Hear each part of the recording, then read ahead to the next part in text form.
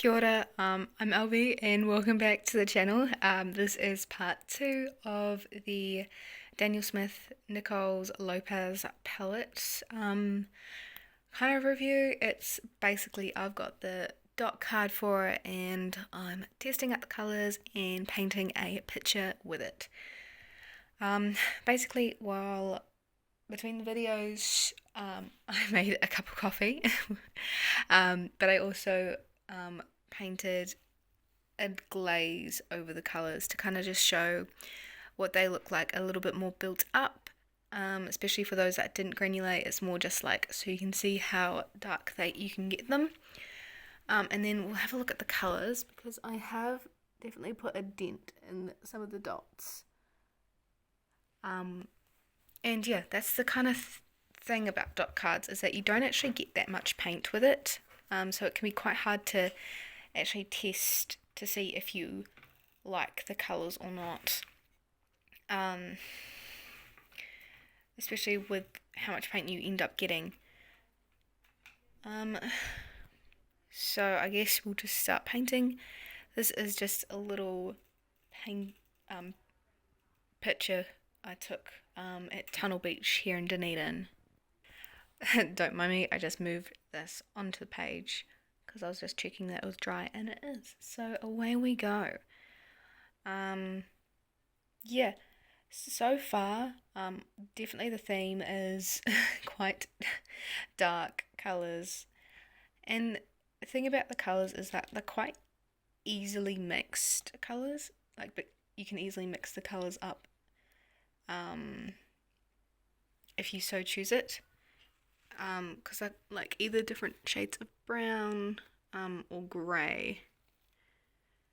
And there's like nothing wrong with that. Like sometimes you want a palette where you can just have the colours pre-mixed for you already, especially if they're colours you tend to use like a lot. It definitely would be something worth getting from what I've seen so far.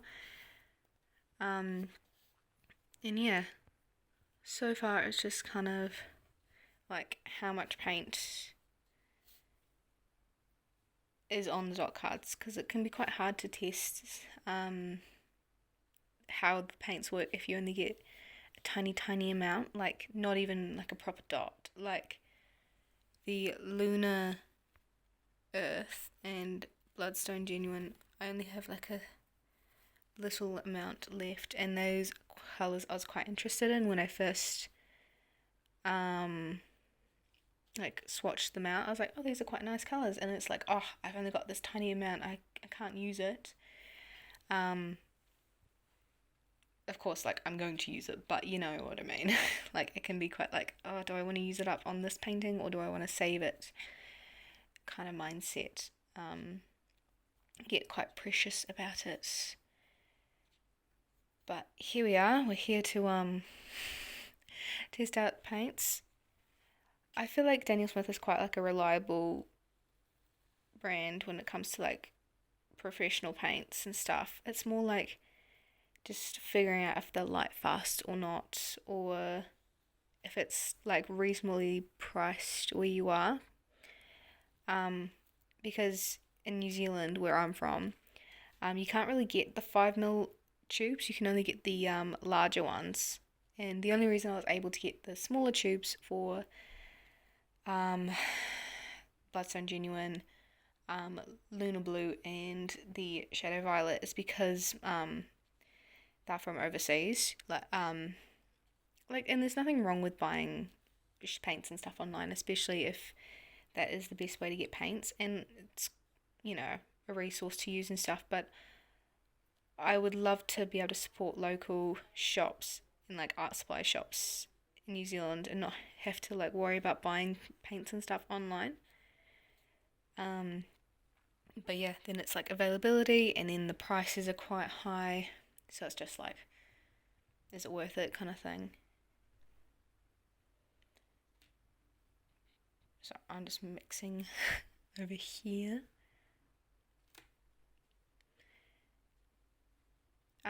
Definitely for this palette, you'd want to already kind of like have the basics in your palette already or available to you, such as things like yellows and reds and even like a cool blue, because yeah, they don't come in this kind of palette. These are more kind of like specialized palettes for particular things. Like these are more like different range of neutral colors and stuff. And yeah, that's quite interesting. I do like how they've added in the green, the cascade green. That's quite a nice addition, as well as the lunar red and lunar earth colours. And ultramarine is always appreciated.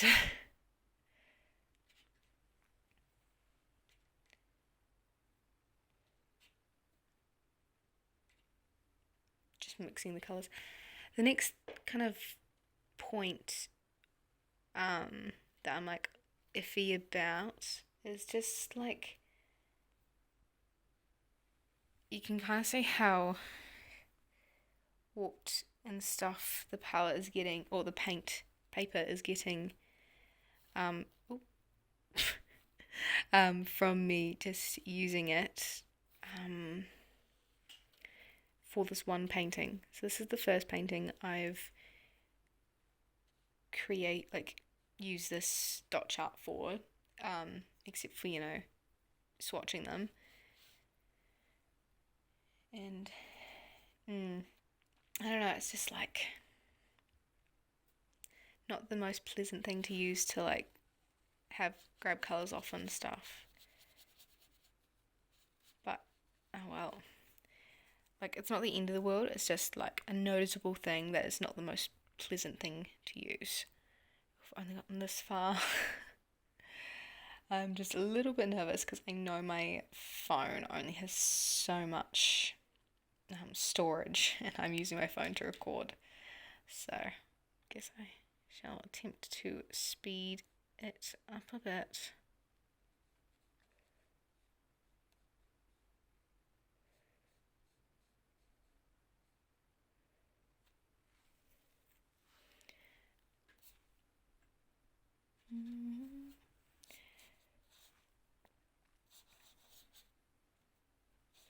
The nice thing about these colours is, yeah, as I said in the last video, most of them do granulate, and I love granulation, especially for landscapes.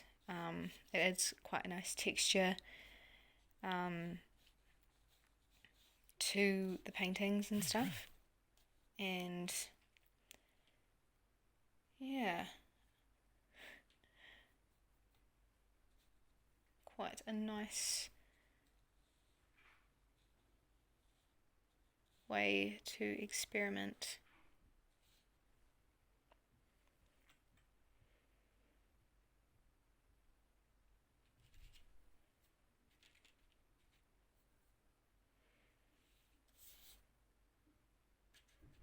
I feel like there are also like so many different neutrals you can pick from to try out on this palette.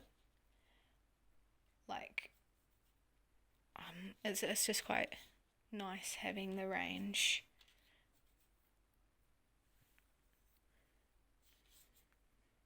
I feel like sometimes I'm a bit contradictory when it comes to what I say, but I just kind of roll whatever's in my head at the time.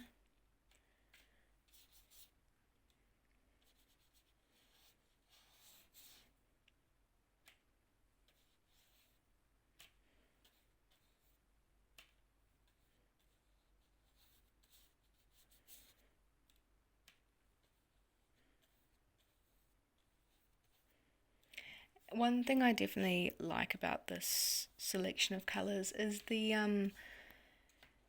all the colours work really well together. They look nice together if you're doing, oh, I wasn't even facing the right way. If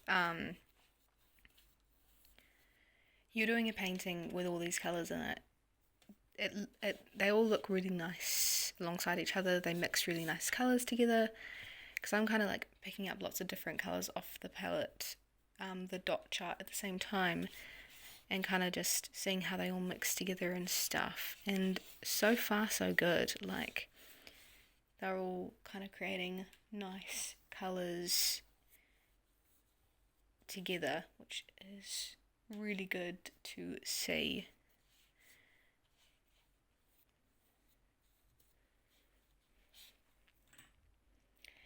But yeah.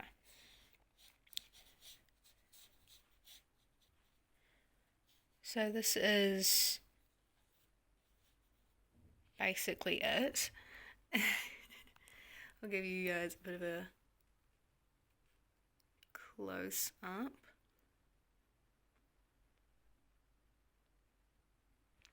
So yeah, overall, I'd recommend this, like, if you want to get the palette. I do think it is a nice palette to get, especially if you've already got your basics covered. So your primary colour sorted, and you do see that you use a lot of greys and neutrals and like those colours along those lines. And yeah, it does have a nice, interesting selection of colours and pigments and granulation, especially with the bloodstones and the lunar colours. They're really nice. And yeah, I do think though that there are a few double ups that like look quite similar to each other, like the neutral tint and the Payne's grey and then the lunar black, like they're all in the ivory black. So yeah, you won't be needing any neutrals anytime soon if you get this palette. The dot card itself, it's a good way to find out if you do like a palette and the colours in it. I would recommend getting that first before you commit to a palette if you can. The only problem is that it's some of the colours you'll get less of and compared to others, and it can be a little bit challenging to fully understand if you see yourself using the colours or palette with just enough paint to do a few paintings. So yeah, overall that's my opinion and my review of the Nicolas Lopez palette by Daniel Smith. So thank you for coming along on this adventure. If you haven't, feel free to watch part 1. But till then, till next time, enjoy your day, evening, or whatever, and thanks for tagging along.